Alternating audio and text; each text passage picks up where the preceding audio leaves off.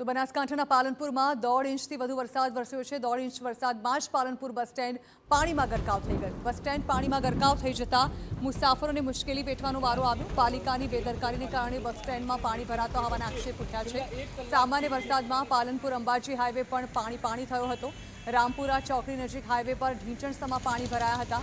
Highway પર પાણી ભરાતા વાહન ચાલકો મુશ્કેલીમાં મુકાયા। હાઈવે ઓથોરિટીની બેદરકારીને કારણે પાણી ભરાતો હોવાના આરોપ ઉઠ્યા છે। હાઈવે પરના દબાણ દૂર ન કરાવાતા પાણી ભરાતા હોવાની ફરિયાદ ઉઠી છે।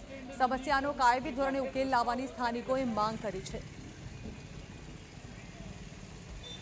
અમારા અહીંયા રામપુરા ચોકડી સીએનજી પેટ્રોલ પંપની બાજુમાં બહુ પાણી ભરાય છે અને ઘણા ટાઈમથી આ સમસ્યા આજકાલની નથી। બહુ ટાઈમથી આ વધારે વરસાદ નતા હોવા છતાં આટલું પાણી ભરાઈ ગયું। તમે જોઈ શકો છો કે હાલ ત્યાં બેન એક પાછળ ફસાઈ ગયા છે અને બહુ વરસાદ પડે હાલ જ અહીંયા ભૂંગળા નાખ્યા લગભગ મહિનોથી 1.5 મહિનો જ થયો છે તો છતાં અહીંયા પાણી ભરાય છે।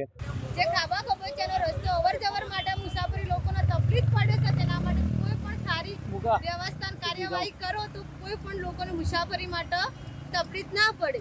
અને આ જો છોકરો સ્કૂલમાં ભણવા જશે એમને મા બાપને પણ ઘરે ચિંતા તો હોઈ શકે ને કે અમારા છોકરા કેમ આટલી સુધી મોડી રાહ જોવામાં આવે છે।